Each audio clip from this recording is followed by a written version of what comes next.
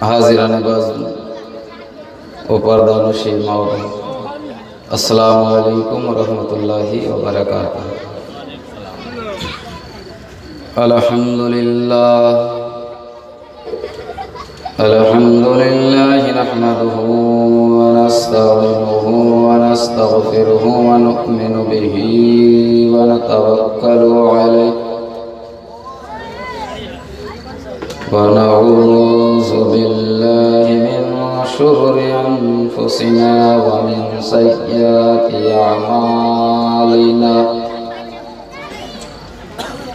من يهده الله فلا مضل له ومن يضلله فلا هادي له، ونشهد أن لا إله إلا الله وحده لا شريك له،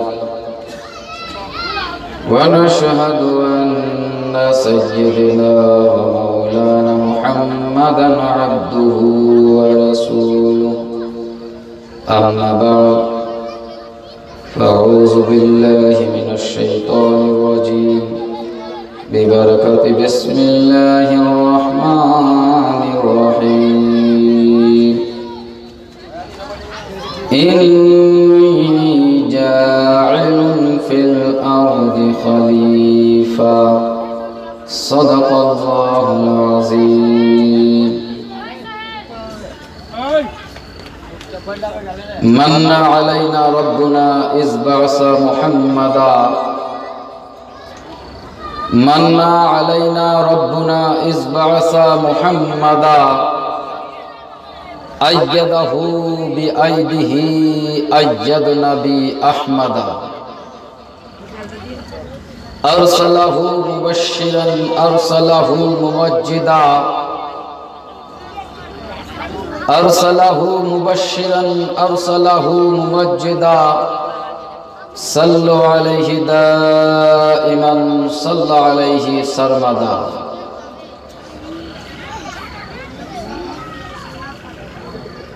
فرش والے تیری شوکت کا علو کیا جانے،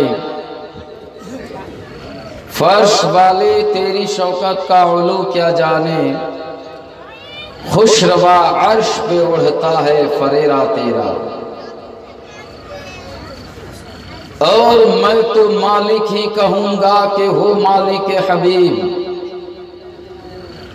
میں تو مالک ہی کہوں گا کہ ہو مالک حبیب، یعنی محبوب اور محب میں نہیں میرا تیرا،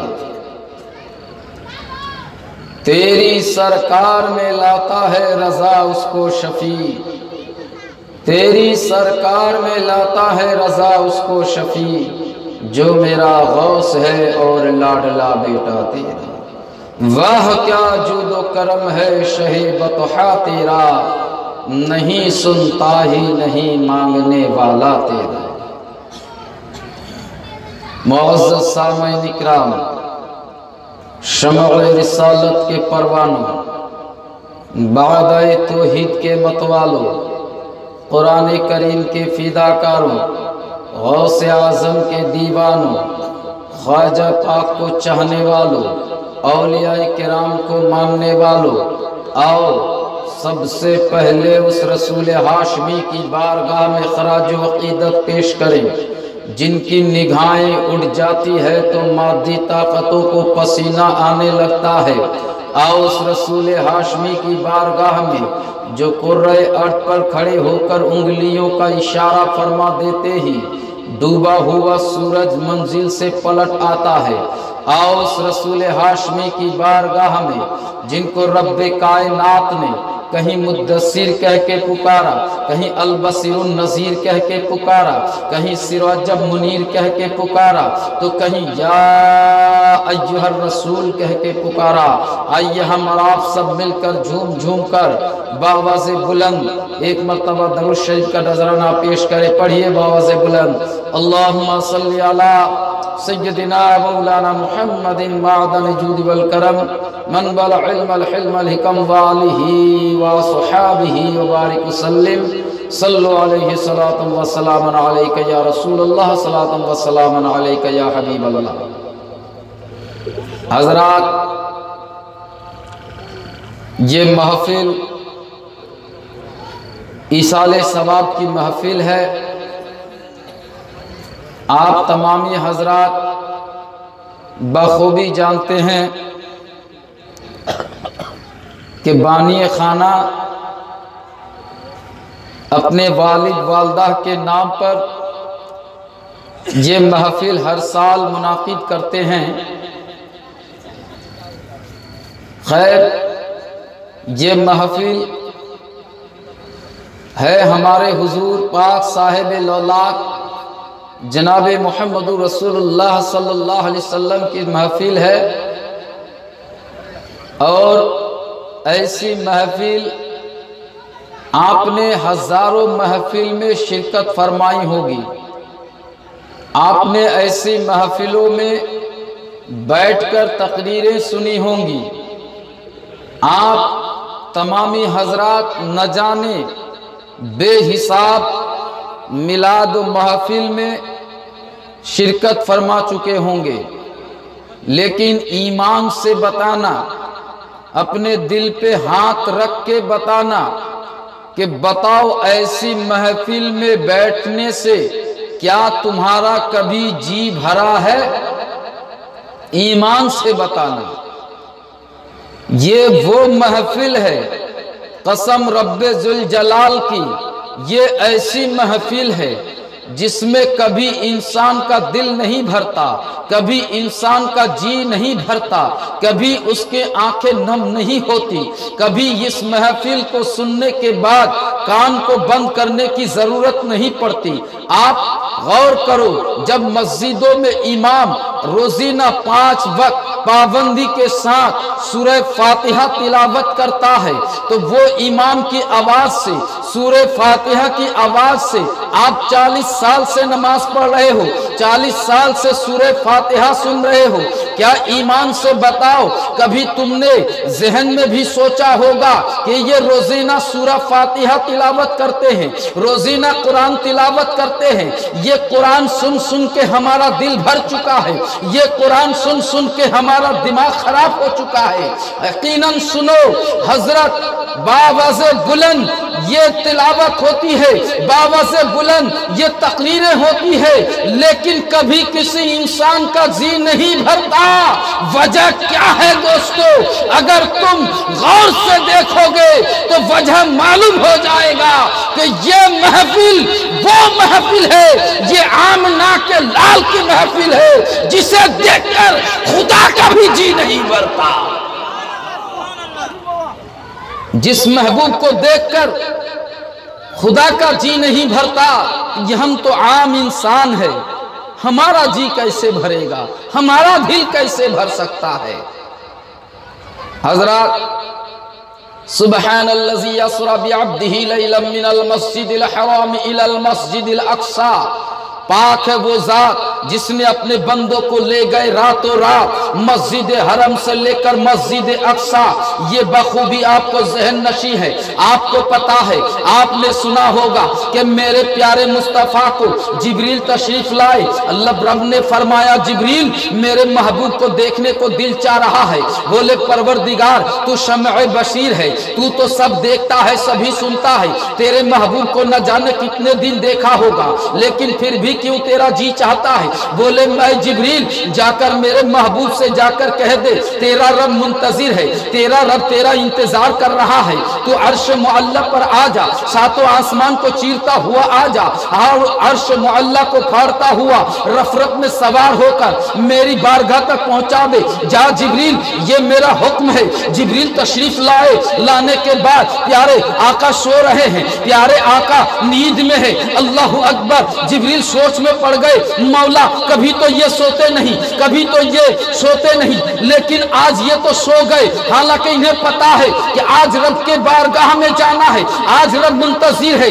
जब प्यारे मेरे नबी को जब उठाने की कोशिश की, कोचा अरे उठाने की कोशिश ना करो, जर्रा बराबर हमारे उस्ताद ने जर्रा बराबर तौहीन की तो लानत का ताव गले में पहना दिया। अगर नींद से बेदार करूं तो ये तौहीन की बात आ रही है, रब से जाकर पूछ लूं, ऐ मेरे परवरदिगार मुझे हिदायत दे, मुझे रास्ता दिखा। ऐ मौला मैं खुद से कुछ नहीं करना चाहता, मैं खुद से कुछ भी नहीं करता, जो तू करवाता है मैं वही करता हूँ। मौला आज तेरा हबीब सो रहा है, आज इसे मैं कैसे जगाऊं, कुछ मुझे ध्यान नहीं आ रहा है, मुझे तू ही रास्ता बता दे ताकि तौहीन ना हो।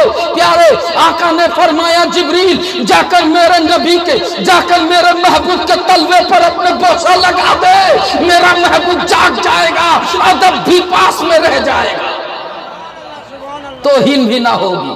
जिब्रील ने बोसा दिया, प्यारे मुस्तफा जाग उठे और बोले जिब्रील बताओ क्या खबर लाए हो। जिब्रील बोले आका रब मुंतजिर है, रब को देखना है, मन्ने तन्ने को रब को देखना है, जल्दी चले, बुराक तैयार है, सवार तैयार है। बोले जिब्रील ठीक है चलो चलते हैं। वहां से तशरीफ ले गए। हजरत मुख्तसर से किस्सा, मुख्तसर वाकया लेकर चल रहा हूं, कहीं ये ना सोचना कि बीच में ये छोड़ दिए, बीच में फला छोड़ दिए। मैं मुख्तसर से लेकर जा रहा हूं क्योंकि मैंने उन्वान कुछ और किया है, मौजू कुछ और किया है, मैं तकरीर कुछ और करना चाहता हूं, लेकिन दिल भरने की बात जब आई तो मैं आपको मेराज की रात की बात बता रहा हूं। जब जिब्रील लेकर चले गए, रफ में सवार होकर मेरे मुस्तफा को लेकर जब चले गए, और जाने के बाद जिब्रील जाकर बारगाह रब्बुल आलमीन की, बारगाह रब्बुल जलाल की जब दरबार तक पहुंचा दिया, बोले आका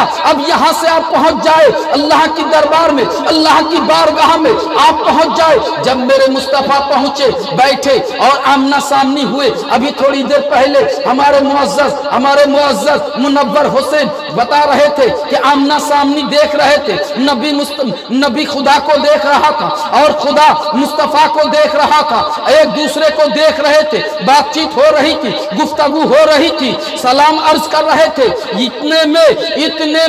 इतने में आका ने कहा मौला अब मैं जाने वाला हूं, क्या मुझे इजाजत है कि मैं फिर दुनिया में जाऊं? तो रब ने क्या फरमाया?